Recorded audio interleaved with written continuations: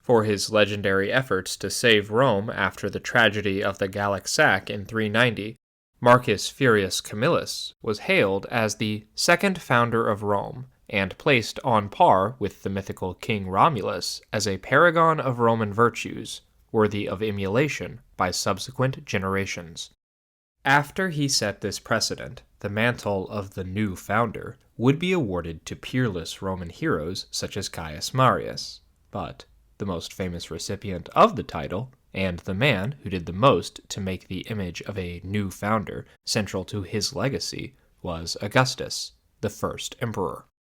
However, in this role, Augustus sought not to cultivate a connection between himself and Camillus, or even with Romulus. Rather, the historical figure that he most consciously tried to parallel in his public propaganda was Numa Pompilius, Rome's second king, and a figure just as shrouded in myth as Romulus himself. For while Romulus was credited with the foundation of Rome and the establishment of its core civic institutions,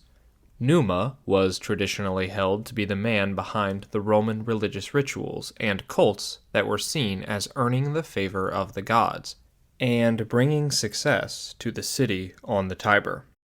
Numa, then, could be, and often was, perceived as just as much of a founder of Rome as Romulus had been. For a modern parallel, we could say that Romulus built the house, but it was Numa that made the building into a home. Most critically for Augustus, Romulus was a man of war, while Numa's reign ushered in a time of peace. Again, while the actual existence of these figures and their accompanying narratives can and should be doubted, we must recall that to Augustus and his peers they were very real, even if the accepted traditions that surrounded them were at times vague and contradictory. According to Roman legend, Numa was in every respect the mirror image of Romulus, albeit somehow even more perfect, providing an excellent insight into the Roman mind by indicating that though war and martial valor were highly valued, the Romans desired true, divinely ordained peace above all. They just didn't know how to achieve it. Numa was praised not just for erecting the famous temple of Janus, but for closing its doors, signifying that Rome was at peace. Given that this would only happen once more in the 7 centuries separating Numa from Augustus, we can understand why Augustus would make his closing of the doors 3 separate times the centerpiece of his propaganda and efforts to earn legitimacy for his new regime. So important was the closing of the doors that Livy cannot help but praise the mighty Augustus, even when ostensibly relating the history of Numa. When he had thus obtained the kingship, he prepared to give the city, founded by force of arms, a new foundation in law, statutes, and observances, and perceiving that men could not grow used to these things in the midst of wars, since their natures grew wild and savage through warfare, he thought it needful that his warlike people should be softened by the disuse of arms, and built the temple of Janus at the bottom of the Argiletum as an index of peace and war, that when open it might signify that the nation was in arms, when closed that all people round about were pacified. Twice since Numa's reign has it been closed, once in the consulship of Titus Manlius after the conclusion of the First Punic War, the second time, which the gods permitted our own generation to witness, was after the Battle of Actium, when the Emperor Caesar Augustus had brought about peace on land and sea.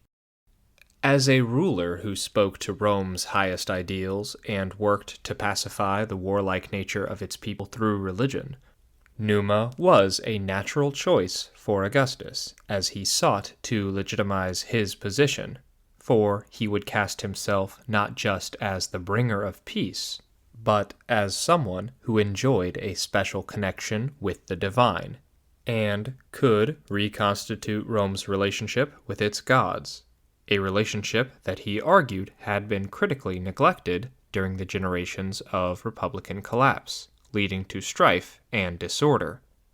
It was the fracturing of Rome's peace with the gods, the Pax Deorum, that had resulted in the earthly discord of civil wars, and Augustus would reinstitute the sacred peace by resurrecting old cults, repairing temples, and establishing himself in a unique position at the apex of Roman religious ritual, elevating his person and his genius to such heights that the proclamation of his godhood after his death seemed only natural.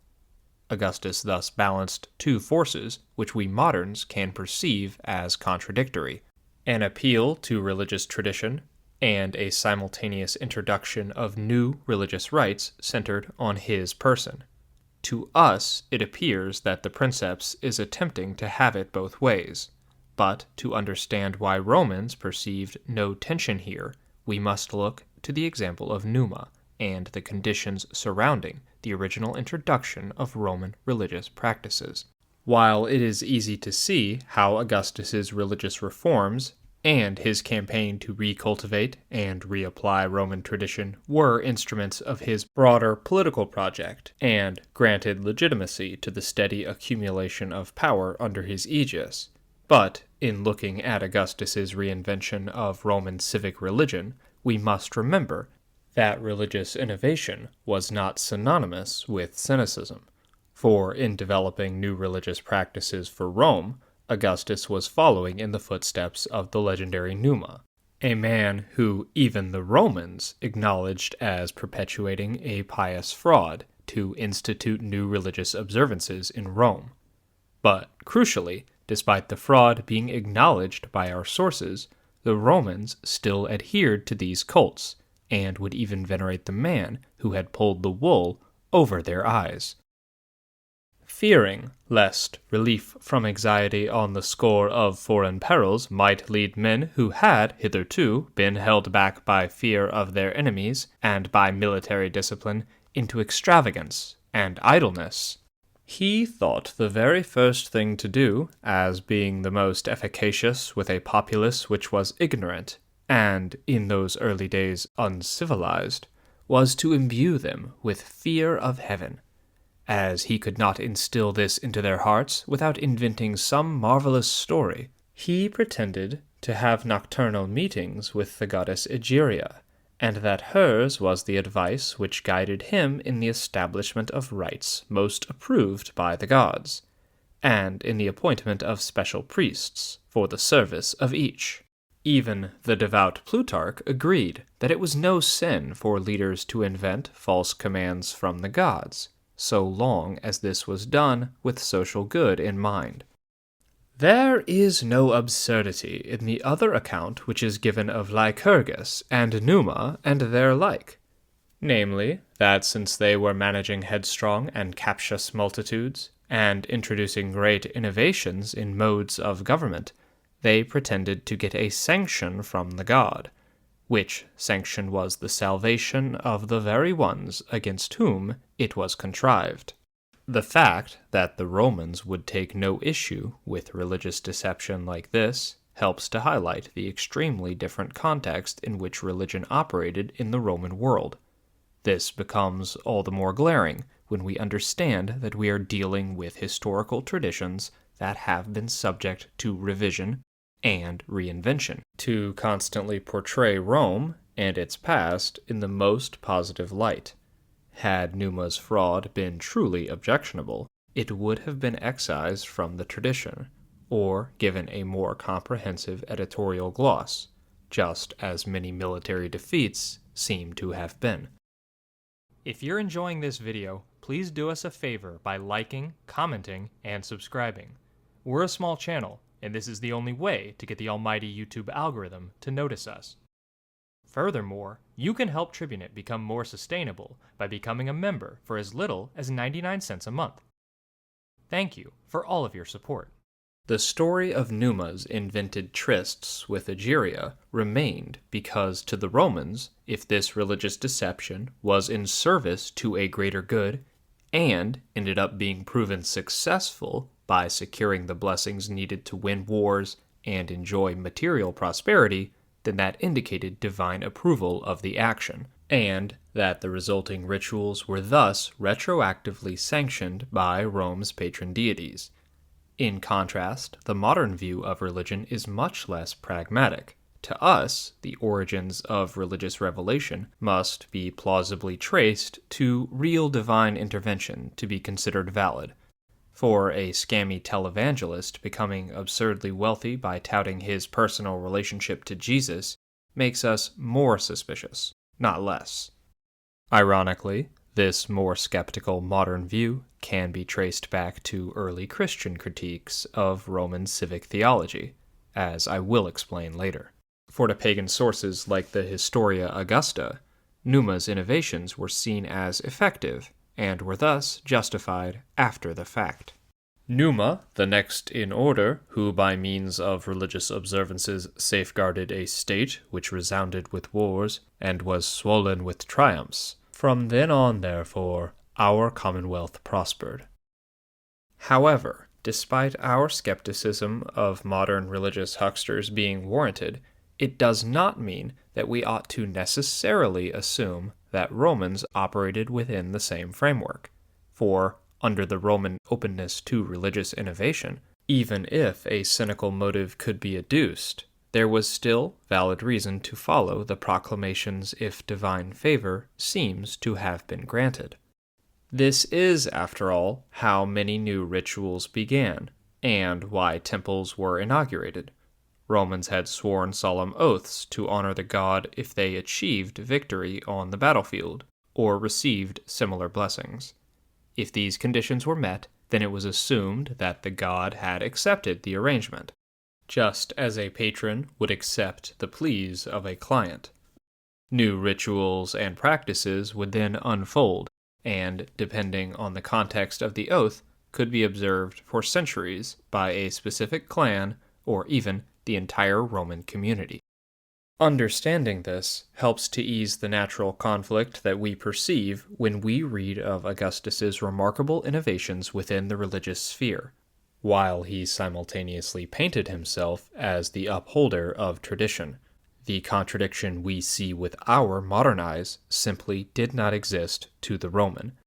By acting fully within the ancient and accepted theological worldview of Roman polytheism, Augustus was confirming long-standing traditions, while also redeveloping them.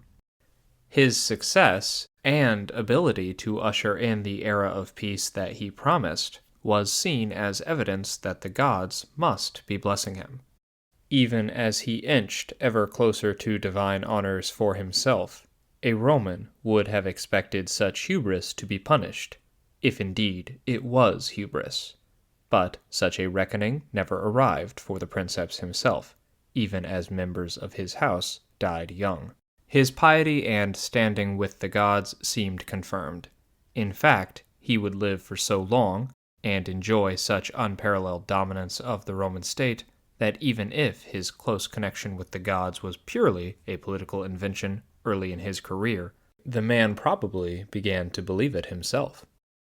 But as paganism withered, and Christianity emerged as its heir,